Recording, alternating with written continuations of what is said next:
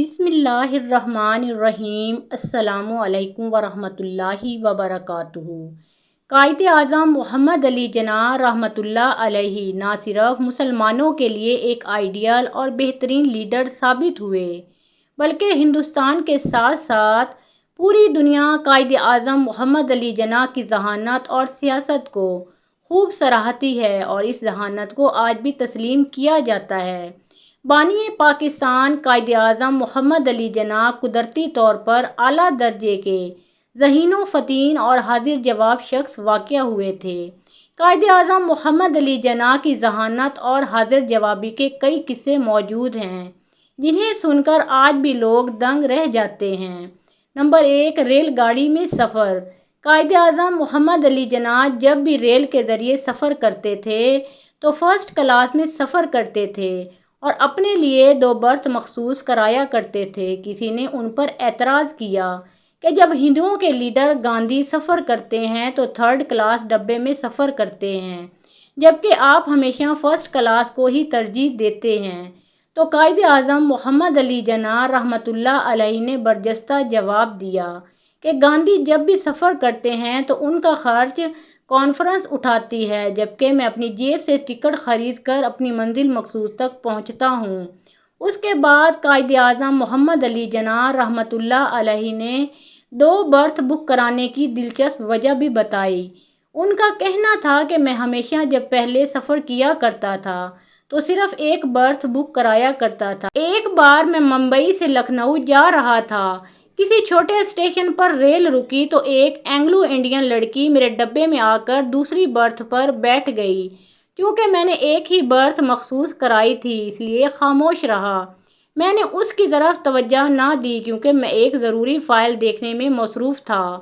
Rail گاڑی نے جب ذرا رفتار پکڑی تو وہ لڑکی مجھ سے مخاطب ہوئی اور کہا، تمہارے پاس جو کچھ ہے فوراً میرے حوالے کر دو ورنہ میں ابھی زنجیر کھینچ کر لوگوں سے کہوں گی کہ اس شخص نے میرے ساتھ دست درازی کی ہے۔ میں نے کاغذات سے سر ہی نہیں اٹھایا۔ اس لڑکی نے پھر اپنی بات دہرائی۔ میں پھر خاموش رہا اور کاغذات سے اپنا سر نہ اٹھایا۔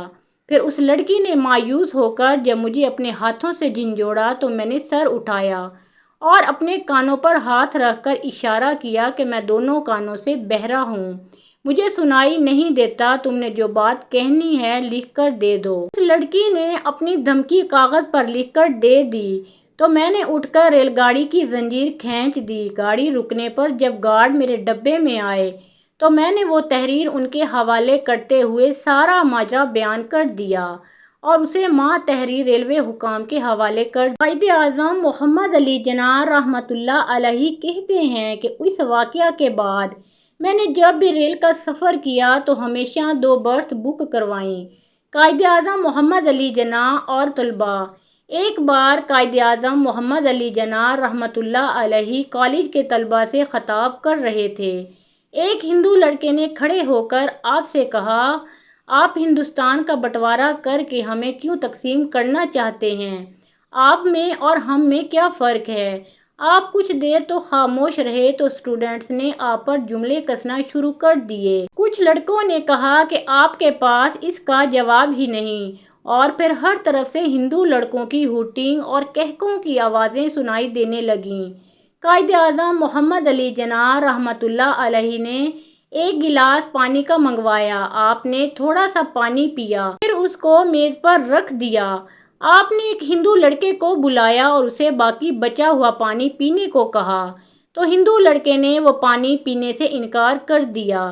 پھر آپ نے ایک مسلمان لڑکے کو بلایا۔ آپ نے وہی بچا ہوا پانی اس مسلمان لڑکے کو دیا تو وہ فوراً قائد اعظم محمد علی جناح کا بچا ہوا پانی پی گیا۔ آپ پھر سب طلباء سے مخاطب ہوئے اور فرمایا، یہ فرق ہے آپ میں اور ہم میں۔ ہر طرف سناٹا چھا گیا کیونکہ سب کے سامنے فرق واضح ہو چکا تھا۔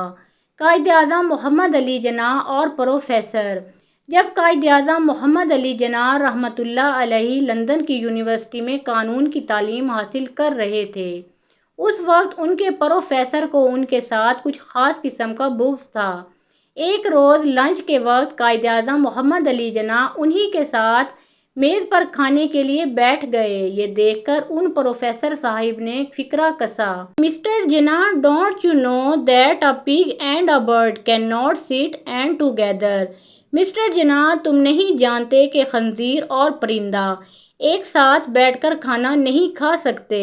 تو اس پر قائد اعظم محمد علی جناح رحمۃ اللہ علیہ نے مکمل پرسکون رہتے ہوئے فوراً برجستہ جواب دیا، okay then I have to fly to another table. ٹھیک ہے، پھر مجھے کسی اور میز کی طرف اٹھ جانا ہوگا۔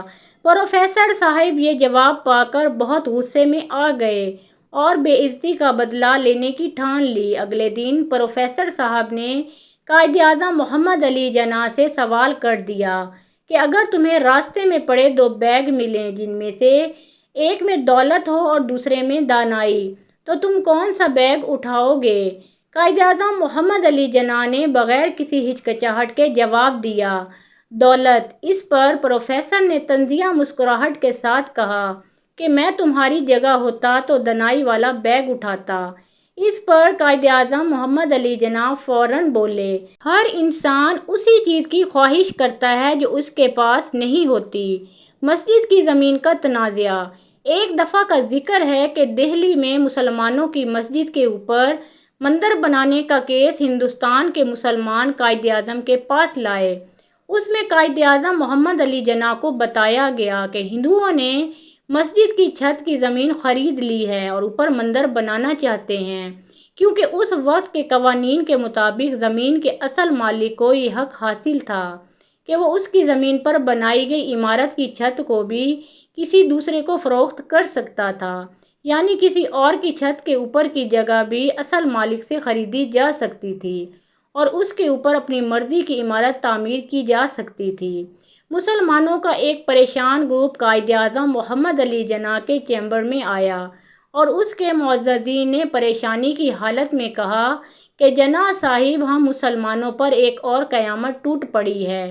آپ کا بہت نام سنا ہے، آپ ہر کیس کو اپنی مہارت کے ساتھ حل کر لیتے ہیں۔ اس کیس نے ہمیں ہندوؤں اور اس فرسودہ نظام کے ساتھ الجھا رکھا ہے۔ قائد اعظم محمد علی جناح رحمۃ اللہ علیہ نے سب کو اپنے چیمبر میں بٹھایا اور ٹھنڈا پانی پیش کیا اور کہا کہ تفصیل سے کیس بیان کریں، مگر پہلے پانی پی لیں اور ضروری کاغذات جمع کروائیں۔ ان میں سے ایک شخص اٹھا اور کیس کی تفصیلات بیان کرنے لگا، جس میں اس نے کہا، جناب، ہم نے ایک شخص سے مسجد کی تعمیر کے لیے جگہ خریدی جس کی سطح زمین سے اونچائی 18 فٹ تک مالک کے ساتھ معاہدہ ہے اور اسے رقم ادا کی گئی۔ 18 فٹ اونچائی تک عمارت کی تعمیر کے بعد مزید اوپر مکان یا تعمیرات کرنے کے لیے زمین کا اصل مالک ہندوستان کے قانون کے مطابق کسی اور کو زمین کی چھت فروخت کرنے کا حق حاصل رکھتا ہے۔ جب ہندوؤں کو اس بات کی خبر ہوئی کہ مسلمانوں نے اس شخص سے یہ زمین سطح زمین سے 18 فٹ اونچائی تک مسجد کی تعمیر کے لیے خرید رکھی ہے، تو ٹھیک اسی زمین کے مالک سے ہندوؤں نے مسجد کی 18 فٹ سے اوپر کا حصہ پیسے دے کر مندر کے لیے خرید کر مختص کر لیا ہے۔ اب ہندو اس بات کے انتظار میں ہیں کہ ہم مسجد بنائیں اور وہ اس کے بعد مسجد کے اوپر مندر کی تعمیر کریں، جو گناہ کبیرہ ہوگا اور مسلمانوں کے ہوتے ہوئے مسجد کی بے حرمتی اور مسلمانوں کے صبر کا امتحان بھی ہوگا۔ قائد اعظم محمد علی جناح رحمۃ اللہ علیہ نے کچھ دیر سوچنے کے بعد کہا، آپ نے مسجد کے لیے سطح زمین سے 18 فٹ اونچائی تک تعمیر کے لیے زمین خرید رکھی ہے۔ آپ ایسا کریں، مسجد کی چھت 17 فٹ سطح زمین سے اوپر رکھیں اور 1 فٹ چھوڑ دیں۔ جس دن ہندو اپنے مندر کی تعمیر کے لیے کنکریٹ لائیں تو آپ مجھے طلب کر لیجیے گا۔ مسلمانوں نے ویسا ہی کیا جیسا قائد اعظم محمد علی جناح رحمۃ اللہ علیہ نے فرمایا تھا۔ سطح زمین 18 فٹ اونچی چھت تعمیر کی گئی اور ایک اونچائی چھوڑ دی گئی۔ ہندو بہت خوش ہوئے کہ مسلمانوں نے یہ جانتے ہوئے بھی کہ ہم اوپر مندر کی تعمیر کریں گے، اس کے باوجود مسجد تعمیر کر لی، لہٰذا انہوں نے مندر کی تعمیر کے لیے کنکریٹ اکٹھا کرنا شروع کر دیا۔ مال اکٹھا کرنے کے بعد تعمیرات کے لیے مستری اور مزدوروں کا بندوبست کیا گیا۔ تو مسلمانوں نے قائد اعظم محمد علی جناح رحمۃ اللہ علیہ کو موقع پر بلا لیا۔ قائد اعظم محمد علی جناح رحمۃ اللہ علیہ نے مکمل تحقیق کرنے کے بعد ہندوؤں سے پوچھا کہ آپ نے سطح زمین سے 18 فٹ سے اوپر کا حصہ مندر کے لیے خرید رکھا ہے؟ تو سارے ہندو طنز و مزاح میں ہاں ہاں کرنے لگے۔ تو قائد اعظم محمد علی جناح رحمۃ اللہ علیہ نے اپنی زبردست ذہانت سے فرمایا، مسلمانوں نے ابھی اپنے حصے کی جگہ مکمل تعمیر نہیں کی۔ ان میں سے ایک ہندو چونکا اور کہا کہ وہ کیسے؟